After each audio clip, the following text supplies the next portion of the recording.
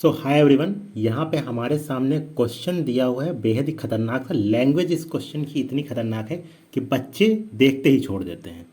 तो क्वेश्चन कह रहा है कि the selling price of a bed is 2 times of initial. ठीक है, तो जो सेलिंग प्राइस है वो अगर 2 गुना हो जाता है प्रारंभिक का, तो कह रहा है प्रॉफिट जो है वो 11 गुना हो जाता है। तो हमसे इनिशियल प्रॉफिट परसेंटेज पूछा गया है। तो इस क्वेश्चन में देखिए कोई वैल्यू तो दी नहीं हुई है परसेंटेज की या सेलिंग प्राइस, कॉस्ट प्राइस।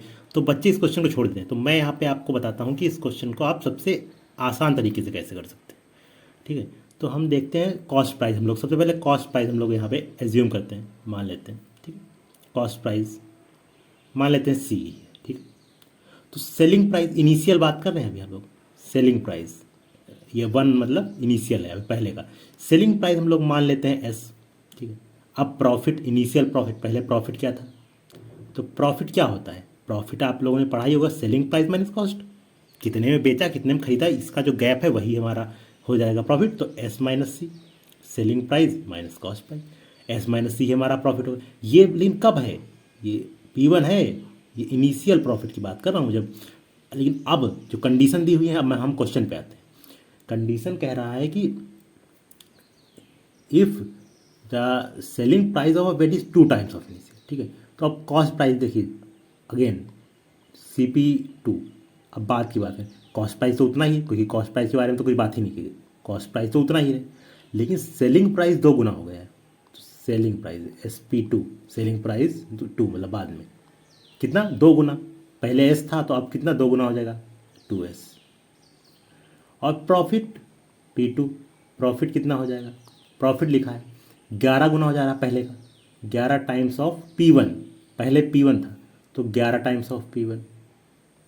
ठीक है, लेकिन आप लोग यहाँ से इन दोनों चीज़ से देखिए, इन दोनों से भी तो आप प्रॉफिट निकालेंगे ना। P2 क्या प्रॉफिट निकलेगा? सेलिंग माइनस कॉस्ट, वही वही बात, कितने में बेचा माइनस कितने में खरीदा, वही जो गैप है।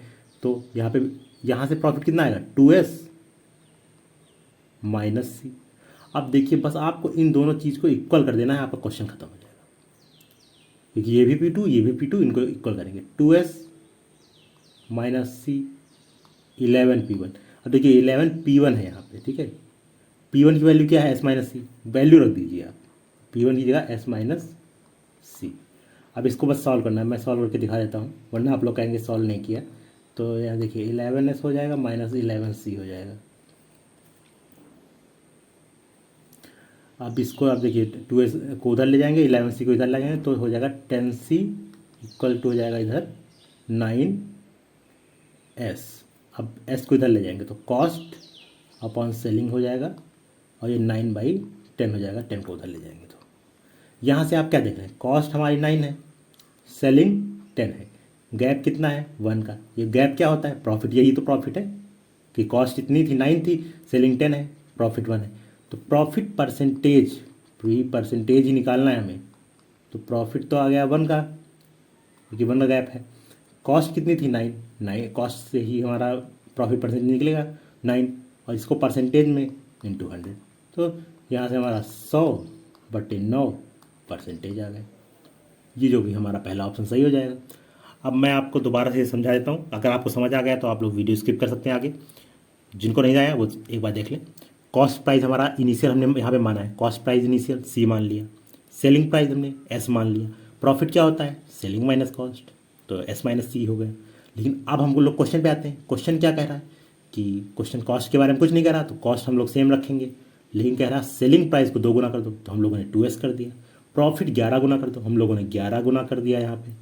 फिर क्या कह रहा है क्वेश्चन, क्वेश्चन से हम लोग देखेंगे कि यहाँ से भी तो हम लोग प्रॉफिट निकालेंगे। Selling minus cost 2S minus C, यहाँ से हमने प्रॉफिट निकाल लिया, प्रॉफिट 2S माइनस C, ये हो गया। अब क्योंकि ये भी P2 प्रॉफिट है, तो और क्वेश्चन में दिया है 11 टाइम ऑफ P1, तो 11 टाइम्स ऑफ इनिशियल, तो 11P1। अब इन दोनों को हम लोग यहाँ पे इक्वेट कर दिए, इक्वल करेंगे तो 2C माइनस C किए, 11P1 की जगह हम लोग यहाँ से वैल्यू रख दिए S माइनस C। इसी को सॉल्व किए तो C/S का हमारे पास जो रेशियो आ गया 9/10 आ गया। कॉस्ट 9 है, सेलिंग 10 है, 1 का गैप यानी 1 प्रॉफिट है। प्रॉफिट ऊपर रखेंगे यहाँ पे हम लोग, नीचे रखेंगे कॉस्ट, इंटू 100 कर देंगे परसेंटेज बदलने के लिए, हो गया हमारे सामने 100/9 परसेंटेज। अगर आपको सोल्यूशन समझ आ गया हो तो अगला क्वेश्चन ये मैं आपको दे रहा हूँ होमवर्क, इसका जो जवाब है आप लोगों को कमेंट सेक्शन में बताइए कि कौन सा ऑप्शन यहाँ पे हमारे सामने सही रहेगा। और इसी टाइप के कुछ यूनिक से क्वेश्चन अगर आपको सॉल्व करने हो, ये आरआरबी एनटीपीसी में आया भी है क्वेश्चन, तो आप लोग वीडियो को लाइक कर दीजिए, चैनल को सब्सक्राइब कर लीजिए। मैं ऐसे ही यूनिक क्वेश्चंस को लेके यहाँ पे आता रहता हूँ।